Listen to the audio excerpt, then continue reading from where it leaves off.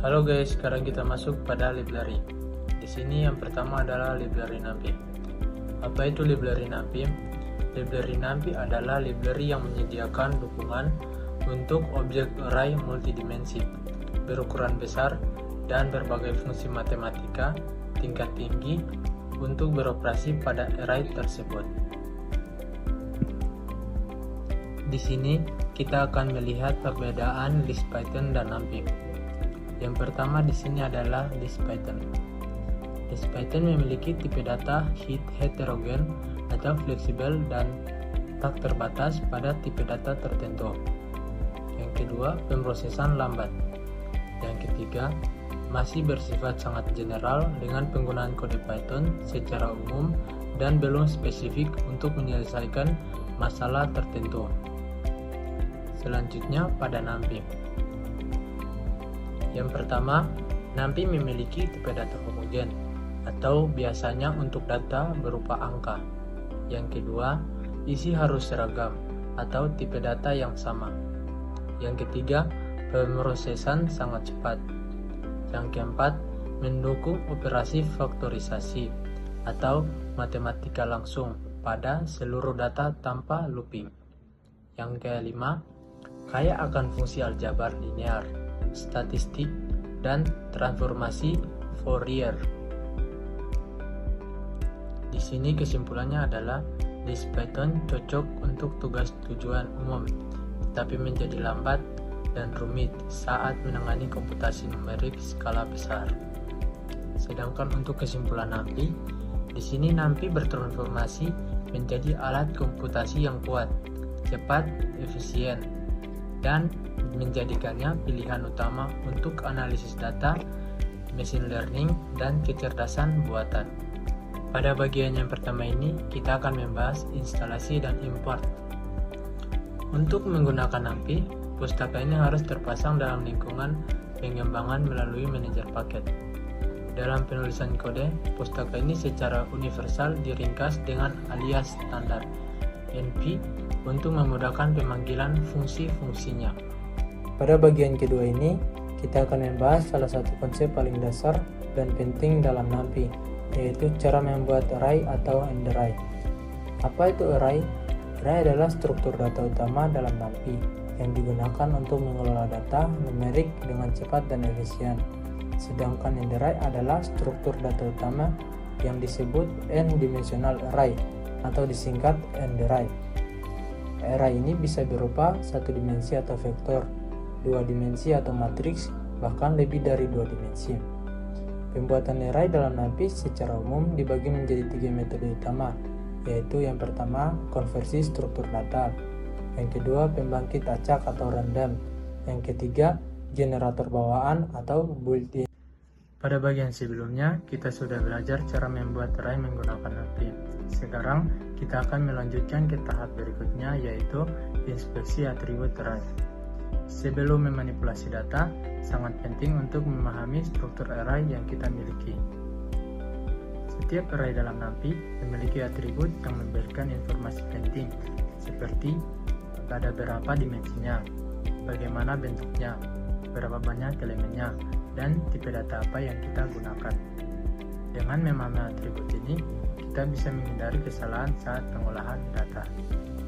Setelah memahami atribut array, sekarang kita akan masuk ke materi yang sering digunakan, yaitu index dan slicing. Materi ini membahas bagaimana cara mengakses, mengambil, dan menyaring sebagian data dari sebuah array NumPy. Apa itu index dan slicing? Index digunakan untuk mengambil satu elemen tertentu dari array, sedangkan slicing digunakan untuk mengambil sebagian data dari array dalam bentuk potongan. Teknik ini sangat penting dalam pengolahan data karena jarang sekali kita menggunakan seluruh data sekaligus. Pada bagian ini, kita akan membahas salah satu keunggulan utama NumPy, yaitu operasi matematika yang cepat dan efisien, serta konsep penting yang disebut broadcasting. Dengan NumPy, kita bisa melakukan perhitungan matematis tanpa perlu menggunakan perulangan atau loop secara manual. Dalam NumPy, operasi matematika dilakukan secara elemen wave, artinya yang pertama, setiap elemen array dihitung secara langsung. Yang kedua, Operasi seperti penjumlahan, perkalian, dan pemangkatan dilakukan per elemen. Nah, jika sebuah array dikalikan dengan sebuah angka, maka seluruh elemen di dalam array akan ikut dikalikan. Pada bagian terakhir ini kita akan membahas kelebihan dan kekurangan NumPy. Yang pertama, kelebihan NumPy. Performa cepat, efisiensi memori, fungsi matematika yang ekstensif, mendukung array multidimensi, interoperabilitas, dan yang terakhir sintaks ringan dan jelas. Sekarang kita masuk pada kekurangan NumPy. Membutuhkan instalasi, hanya mendukung tipe data homogen, penggunaan memori untuk array besar, tidak optimal untuk GPU, eksekusi bersifat berurutan, dan kurva pembelajaran.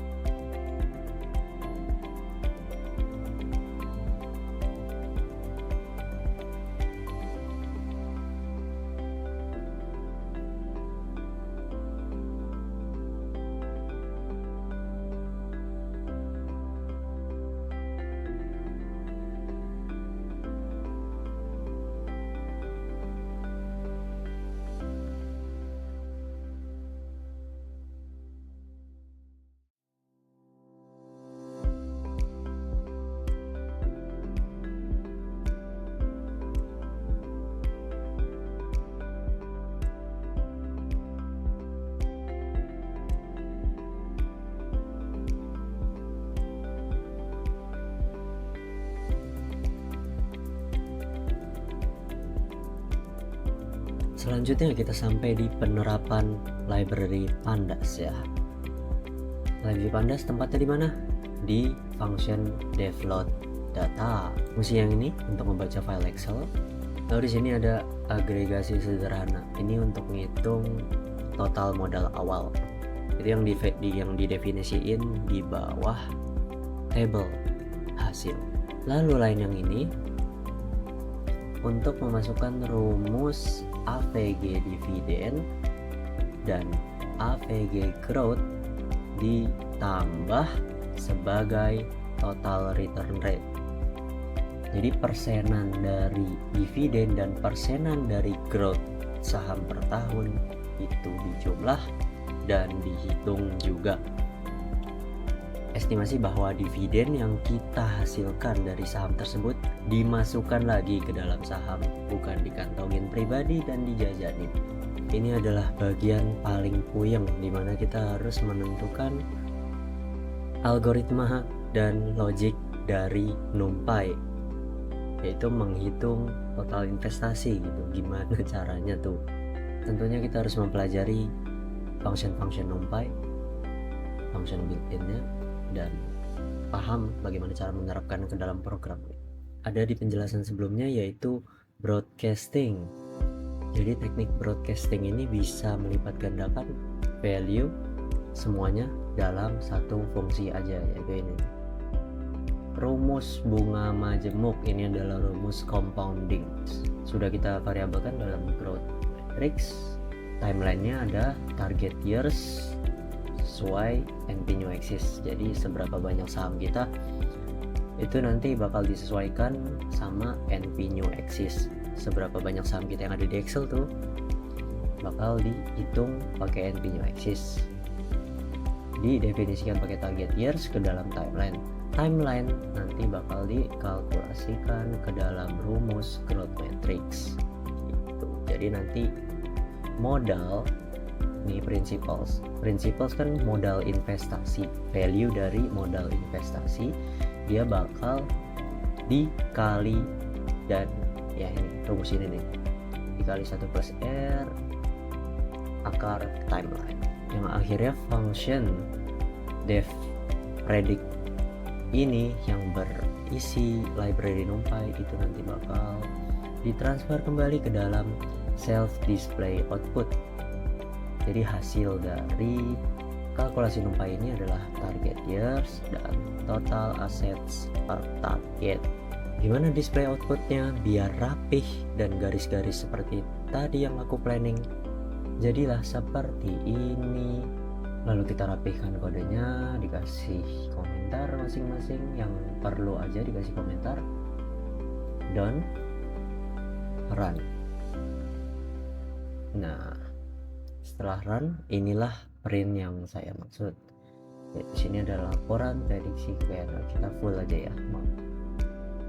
Laporan prediksi kekayaan, modal forecaster, rincian modal awal. Di dalam nih file di dalam Excel isinya adalah ketiga ini.